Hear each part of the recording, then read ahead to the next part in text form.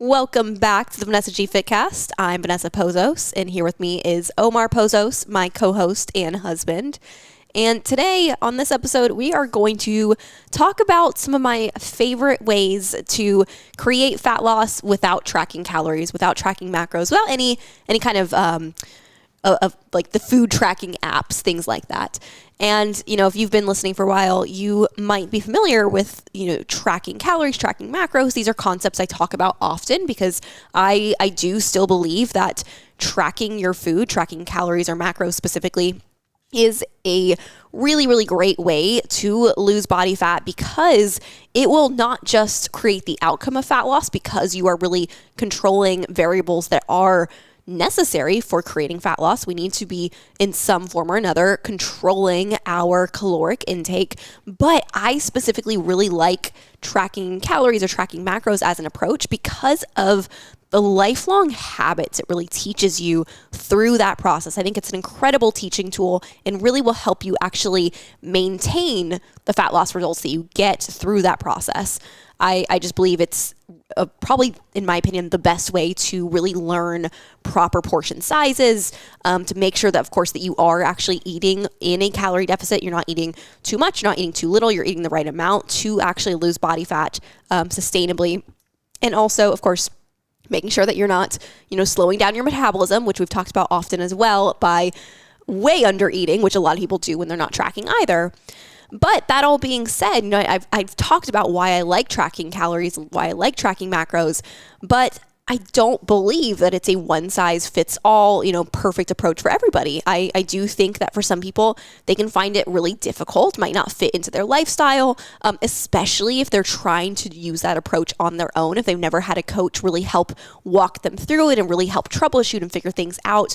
But even for some people who do work with coaches, like our clients, not all of our clients track either. We do really work with our clients to find what's going to actually work best for them. Yeah. I think a lot of times, especially for us, even when I'm talking to potential clients or having these, discovery calls that we have, I always get the questions like, well, how is this going to work? Like, what if I don't want to, follow a meal plan? And what if I don't want to eat, track macros or eat this or whatever? It's like, okay, totally get that. I'm like, how it works? It depends on your preference. It depends on your dieting history. It depends on you. And it depends on how you want to go about it. To your point, Ness, I think that it's so hard for people to understand what like proper portion control, what a proper serving size of XYZ things should be, specifically here in the US, because like I'm Mexican and I've shared this on the podcast before. I grew up in a different country and we moved to the States when I was like 5 or 6. And to me, like, I just didn't know. Neither did my mom. Like, what does a proper serving size look like? If you go to McDonald's, like, how much should you be eating? Like, what does that look like? How much veggies, protein, this, that? Like, I just had zero idea. So over time, I just ate whatever I wanted. And, we grew up eating a bunch of junk food and that's just what we did. And so as I got older, my weight became an issue for me and just, like, affected like my confidence and all that stuff to the point where I was like, okay, I don't feel comfortable, but I don't even know what to do. And I think where a lot of people get it wrong is all of a sudden you go from like eating anything and everything to you're like, now I can't eat any of this stuff. And that stuff impacts, your relationship with food, energy, metabolism. We've talked about it time and time again. But I think the biggest thing that macros do that I do personally love is it creates awareness, right? And kind of like we love analogies on this podcast and Vanessa and I will share them all the time. But the biggest analogy that I share with people too is I'm like, think of it like a credit card. If you have a credit card and you're going to, give me your favorite brands that you're shopping these days, Vanessa. Oh, I don't know. Aloe, Lululemon. All right, you're going to Lululemon, Aloe, whatever, and you're swiping that card left and right. And you never know what you're spending or you never know what's in the bank. You're going to go broke at one point or another, right? You're going to come home to Omar and be like, babe, what the hell? What did we just spend, right? So my biggest point is it's almost like a budget for your calories. And it teaches you what you can, what you can't spend. It teaches you what you can and, cannot necessarily overeat on because you have certain goals that you're trying to achieve or you're trying to make to do essentially. But yeah, I'm excited because again, this isn't the end all be all. There are other techniques. There are other different ways for you people to see progress without depending on a MyFitnessPal app or, a scale or whatever that might look like. So if you haven't yet tried tracking calories or tracking macros, I do recommend that you start there and that you at least try that kind of method. So if you haven't tried that yet, you're kind of trying to do this on your own, we have a macros 101 guide that I'd be happy to share with you that kind of covers the basics of things. So I'm happy to send that over. Just, you can shoot me a message on Instagram at Vanessa G Fitness. Just message me macros 101 and I'll know what you're talking about and I'll send that over to you. And that's a really great starting place with things. Of course, working with a coach to teach you the process and really help you troubleshoot is going to be the optimal way to learn how to track macros and track calories. But if you're somebody that maybe has tried tracking in the past or is currently tracking and you're finding that you're just kind of getting frustrated, you feel like it doesn't really fit into your life or your personality, and you're kind of just like finding yourself kind of feeling like you're hitting your head against the wall, right? And you feel like you just aren't figuring it out well, then it might be time to maybe try a different approach rather than giving up on your fat loss goals completely. So that's what this episode is all about today. I'm going to share with you 4 of my favorite, more alternative ways to essentially lose body fat in a way that is still effective because it's still providing that overall structure. I think one of the biggest reasons that our clients have a really just an amazingly high success rate here at Vital Spark with really reaching their goals, their fat loss goals, is that we actually understand that sustainable change, successful fat loss happens by fitting your diet into your lifestyle and not necessarily the other way around, which is what a lot of people are trying to do. So we introduce, new habits, new behaviors very slowly and kind of work on one step at a time and only really add more onto that as the client is, confident that they can actually do those things. They can build upon that, like laying one brick on top of another, right? Yeah. Damn. Say that one more time. Successful change happens by fitting your diet into your lifestyle, not the other way around, which I think you're right. People get it so backwards, so confused, which is the reason why they fall off in a couple weeks. Yeah. And we say this all the time, but in our kind of coaching program specifically, I don't know how other types of coaches operate, but ours is a very individualized coaching program where we are really working together. And it takes time to find what's actually going to work best for you and your lifestyle. But we are working collaboratively to figure out what is going to work for you and your lifestyle long term. So, if a client has never tracked calories or tracked macros before, we might start there. We might start by, okay, let's just log what you're currently eating and not change anything yet. Let's just see kind of where you're at right now and not set any kind of numbers or targets and just get comfortable with using apps to log your food and kind of creating that habit specifically. You're literally just collecting data at that point. Exactly. Yeah. And then we can start to kind of add in targets and think of a bullseye. If you're playing darts, you're not going to, first time you play darts, really aim to actually hit that bullseye. You're probably just going to try and hit it on the dartboard, right? So that's where we're not going to start with all, shooting for all 3 macros. We're going to start with just a calorie goal and maybe a calorie and a protein goal. And then we just kind of add and build from there as we really work to find what's going to work with your lifestyle. But again, like we talked about here, some people may find that tracking just is not the right approach for them. And that does not mean anything bad about them or bad about tracking either. It just isn't always the right fit. And that's where we can kind of find what is going to be the right fit and actually make sure that we figure out how can we still create the outcomes that we are looking for here without just trying to bang our head against the wall and use an approach that isn't going to work long term. Can I share a really, really quick example that happened to me this morning? Of course. This situation kind of works. So I'm working with a coach now, and part of my protocols is that I have to get a 30-minute walk on a daily basis just to help my brain decompress from work and help with my stress levels. But anyways, so this morning we went for a walk and I was like, okay, I don't have the time to be tracking, what does a 30-minute walk look like? How does that, how long do I have to go and all that stuff? So what I did was we went and we did a loop around the neighborhood. That was 10 minutes. So I'm like, okay, in my brain, I'm like, I don't have to wear a watch. I don't have to do anything. Now I just know that 3 loops around the neighborhood is 30 minutes. And it's little stuff like that gives you structure. It gives you, the tools that you need, but without you depending on tracking all the time. Does that make sense? Absolutely. Yeah. So let's dive into my favorite 4 methods. This is not an exhaustive list. There's other types of things that we'll utilize with our clients specifically, but these are probably my 4 favorite methods to lose fat, to create kind of the outcomes that we are looking for within our nutrition, to provide structure essentially without tracking calories or tracking macros. The first method number 1, is what we call 3 meals and 2 snacks. So the reason that I really like this method specifically is a lot of women come to us, like a lot of our clients will come to us with a very similar kind of bad habit here.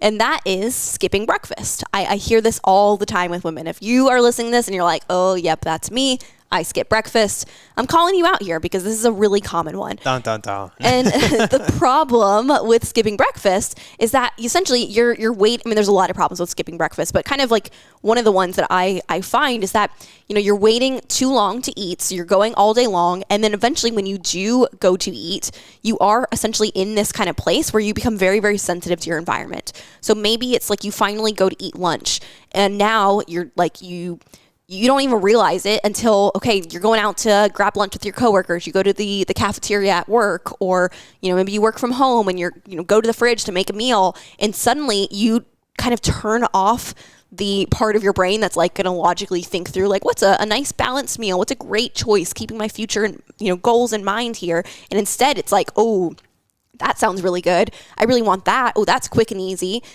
And you're making choices, not necessarily from the best place, I guess we could say. And that just self-control feeling kind of goes out the window, right?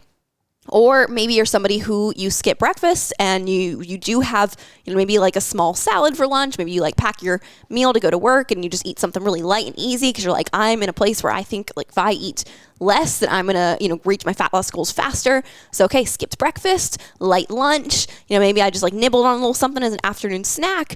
And then you find yourself at night suddenly like just knee deep into the pantry, like down in a whole package of the kids' Oreos. And that's where you can absolutely find yourself feeling like, gosh, I have such a sweet tooth. There's just something wrong with me. I can't control my cravings. And it's no, there's nothing wrong with you. There's nothing wrong with your cravings. You don't have an outrageous sweet tooth by any means.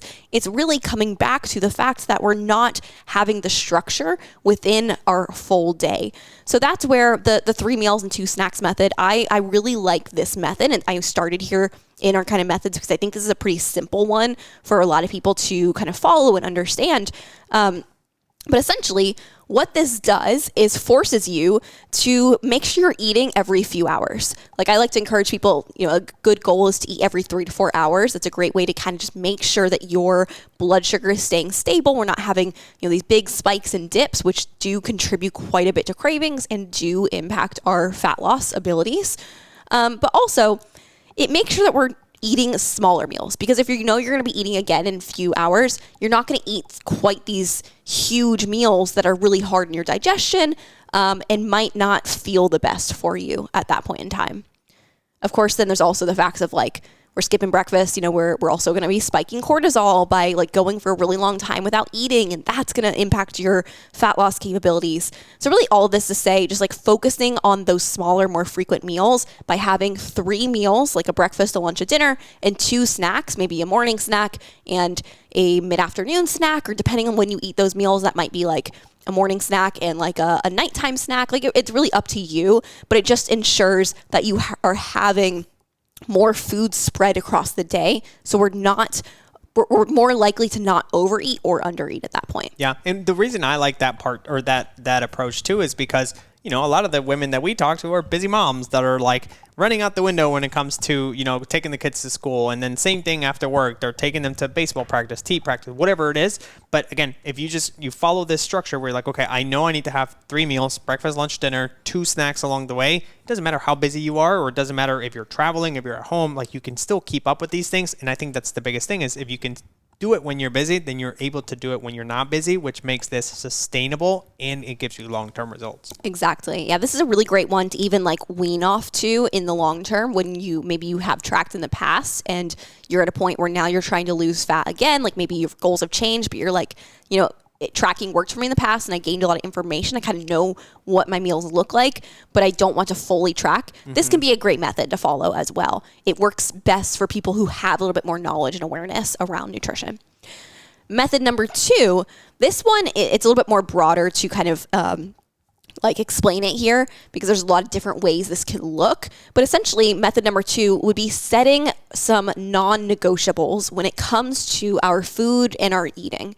So a very common one we might utilize with clients is we're going to have a non-negotiable that we're going to have protein and veggies at every meal. That right there is a really powerful habit to have in place, because if you are essentially serving yourself let's say a palm-sized serving of a lean meat, so like you literally using your palm, you could say, okay, I'm going to have about this much of a lean meat, like a poultry, like a chicken or a turkey, or a lean ground beef, or like things like that. And I'm going to have like a cup-sized portion of veggies. You could also, swap in some fruits for certain meals if you're struggling with eating vegetables at every meal. Like, that's totally fine as well. But that way, we are making sure that we're getting two really vital types of foods, really, really vital types of categories of foods. And that's protein, which is going to make sure we're getting all the essential amino acids that we need to support body composition when we're trying to lose body fat. But also the vegetables and even fruits as well is offering us a fiber source and a lot of micronutrients, a lot of vitamins and minerals to help support your health in your body as a whole. And then, of course, there's the factor that protein and veggies are extremely filling. So it's honestly hard to consistently overeat if you are actually eating the protein and veggies at every single meal. You might not find yourself having like that urge to eat whatever you can find in the pantry at the end of the night if you are actually eating protein and veggies at every meal, because you actually feel more full and more satisfied at that point. Tell me the last time that you went into the fridge and you're like, I need to take a bite of this chicken breast. It never happened. Did you mean to do that? I'm sure you did, but I'm assuming like method number one was probably the easiest, the quickest to be able to do. Method number two takes a little bit of more of like thought and structure. Did you mean to do that on purpose? Well, honestly, I do think that method number one and method number two, one will feel easier for certain types of people versus others. Fair. So it's like, I do personally, I think that 3 meals and 2 snacks is a easier place for most people to start, because we don't even have to really define what those meals and snacks necessarily look like. Mm-hmm. Just by eating at that frequency, you're more likely to not necessarily overeat, but also not to undereat, where we're slowing our metabolism down. So like that one's, I think, easiest in the sense of like people can conceptualize it. It like takes the least amount of work. But in actual practice of like execution, some people might find method number 2 easier. So it kind of depends on the person and their personality. Okay. I was just curious.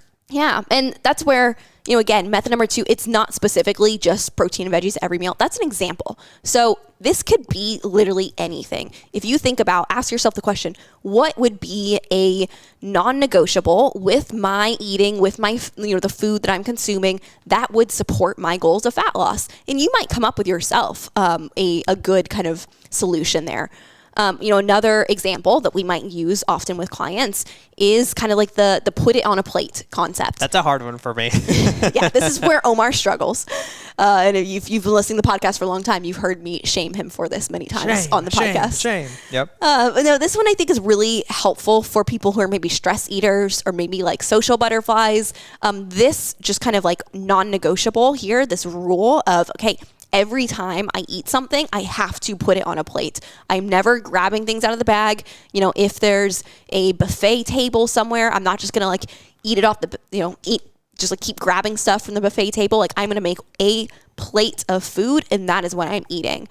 Even, at restaurants, it's like, okay, I have to eat a plate of food, meaning that when they bring the bread out at the beginning, I'm not going to be eating the bread because I am going to eat just my plate of food, Omar. I'm shaking my head over here because I'm like, I'm picturing, like, when you go to a nice steakhouse, I'm like, the bread, the rolls with the butter, I'm like, oh, it's so good. I'm always the person that like, they'll be putting the bread down, and I'll be like, oh, we don't need this. And I'll be like, oh yeah, we need that. Do. put it over here on my side. But I think this one can really, really help people because it's not hard in the sense of like we're adding all these things at once. It's just one thing that you need to focus on, where we're not changing what you eat. We're not, talking about how much you're eating. We're purely just saying every time that you eat, it needs to be like an actual plate of food. So we're not just having these random snacks and just kind of like nibbling throughout the day type of a thing. Yep.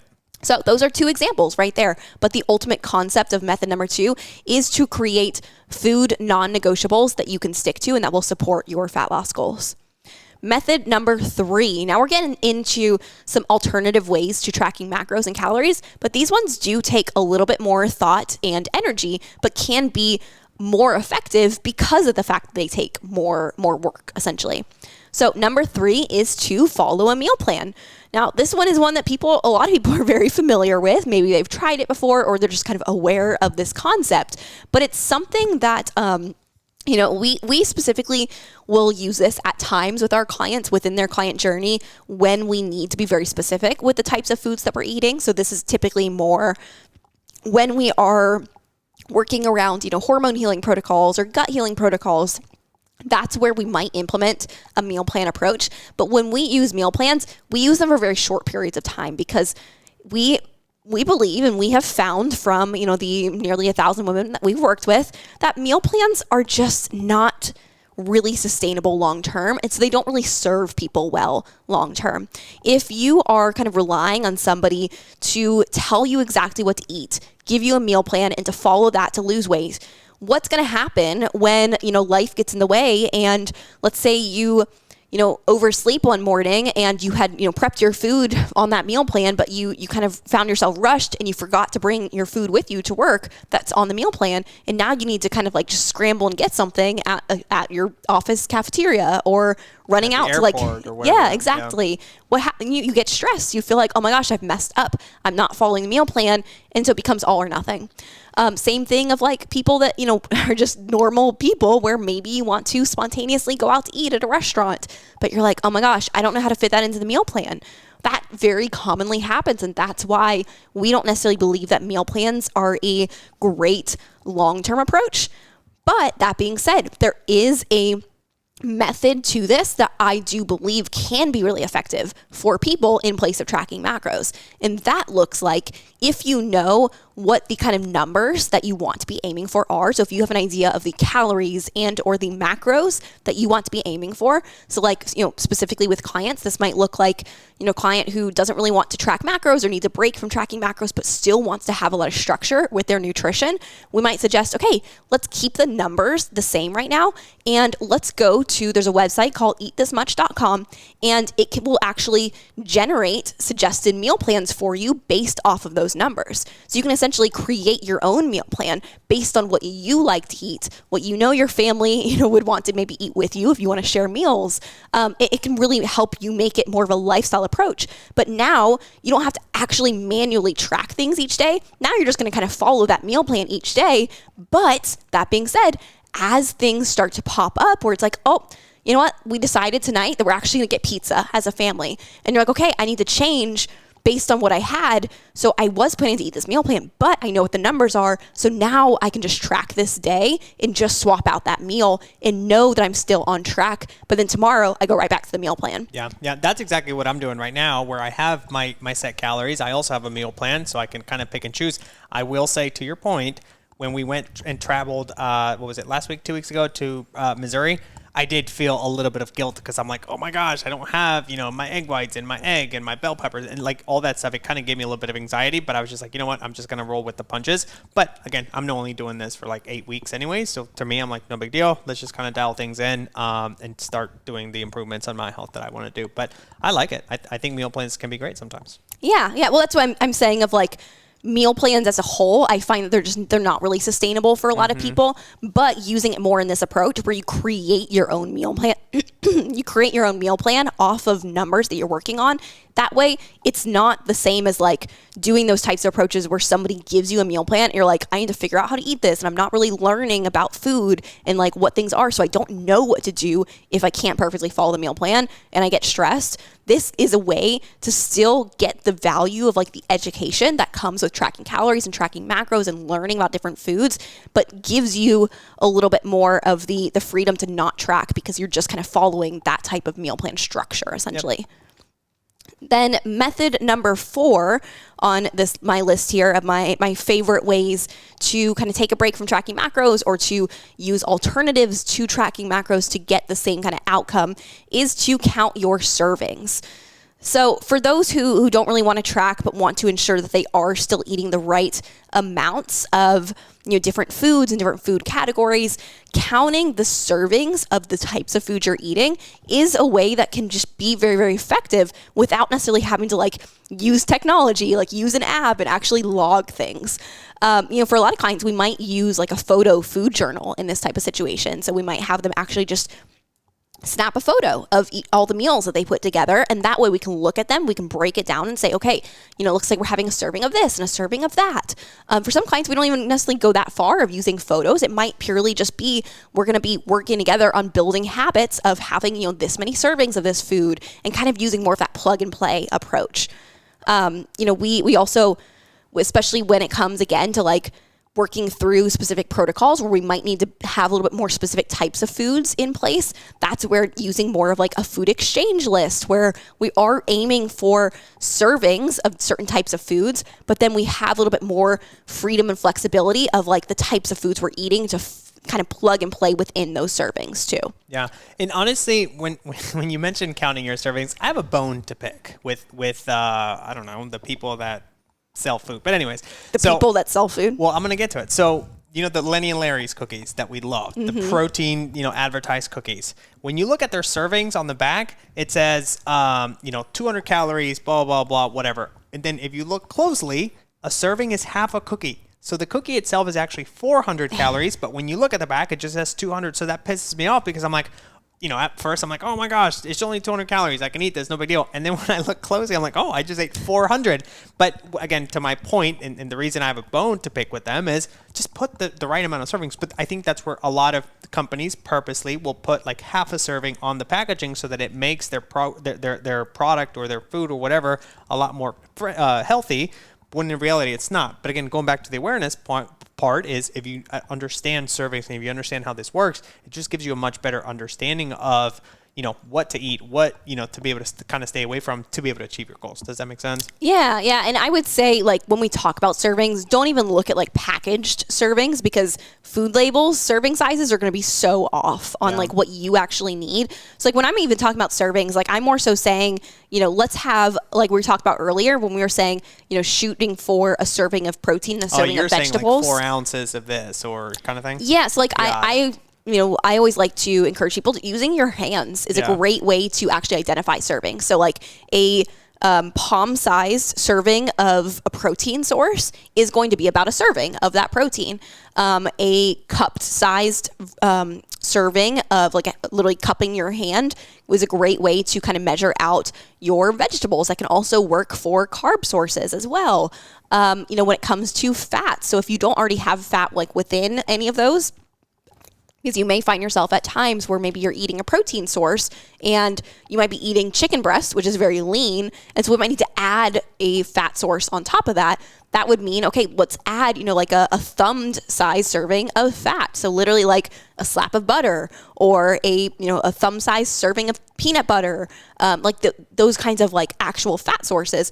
Or that palm-sized serving of protein could be a fattier protein source. That could be a palm-sized serving of steak, palm-sized serving of salmon. So that's where it's like, it really still is giving you that ability to learn about foods, but assembling meals in ways where you can be like, okay, I see my serving of protein. I see my serving of carbs. I see my serving of fats. I see my serving of vegetables. I have a complete meal here. So you're kind of just building meals, even if they don't necessarily always look that way. Like you can literally do this with a sandwich, even still see, okay, here's my protein source. I can see that in there. I can see my little fat source. Like you can see them, but you're learning how to actually assemble meals. And then when it comes to, okay, how many of the servings do I need? Well, start by having kind of, maybe one of each at your meals, or even just looking at currently, what do your meals look like? How much of the different servings are you currently having?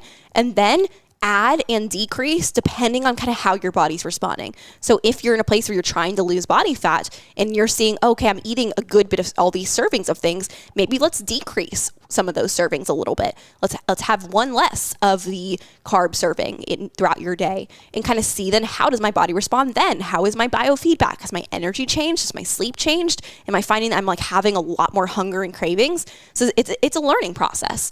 And so where some of these methods we've talked about are simpler to follow, they might be a little bit harder to ultimately create the outcome that we want with body fat because we have to manipulate variables a little bit more, which takes more time and more trial and error. But all 4 of these all 4 of these methods that we talked about are ultimately ones that can be extremely effective to lose body fat and are all methods that we regularly use with our clients as well.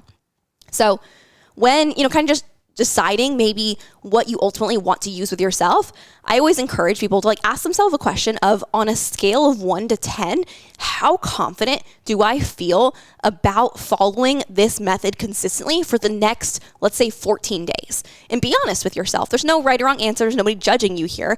But that way, if you answer as like a 9 or a 10, like you are set, you are good to go with that method. Go ahead and knock it out and use it as like a process of learning as well, where you might get into there and be like, oh, actually, I didn't realize this was going to be challenging. Now I need to kind of troubleshoot this a little bit. And that's normal. That's okay.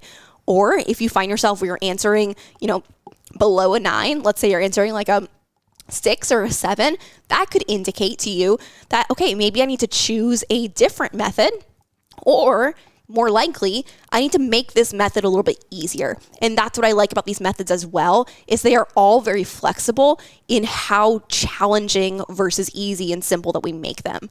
So you can literally make it simpler. Like with that last method, number 4 of counting our servings, you might find that counting the servings of all the different types of foods is too much for you to do right now. And like trying to think about your confidence level of following that for 14 days, you're like, that's a little bit lower than I need it to be. So, okay, maybe let's go with just counting our servings of protein sources and just start there. Like, how many servings of protein am I having per day? And just working on that. Or maybe instead of going with like the 3 meals and 2 snacks method, maybe that feels a little bit overwhelming for you, because maybe right now you're just having 1 or 2 meals per day and you're like, man, jumping to 3 meals and 2 snacks, that sounds really hard. Well, maybe you start by just taking that 1 to 2 meals and moving it up to 3 meals consistently. Like you have the ability to kind of be autonomous with this and figure out what's going to ultimately work for you. And if that's where you're getting stuck, if that's where you're struggling, you're like, I just cannot figure out what's going to work for me, that's when you probably need to just actually have that objective third-party person to be able to look at you, your lifestyle, and all the data and help you figure out what is going to be best for you. And that's where coaching really comes into play. So absolutely give yourself permission to make this easier and easier on yourself until you feel really confident that you can actually follow this. But also just be truly honest with yourself and figure out what you really need here ultimately to be successful and to have the structure that you need to be able to reach your goals. But that's all for this week's episode. I hope this was helpful for you. If it was, please do me a favor, share this with a friend or somebody else who you think could benefit from this episode, and then make sure that you subscribe, because we'll be back next week with another great episode. Bye, everybody.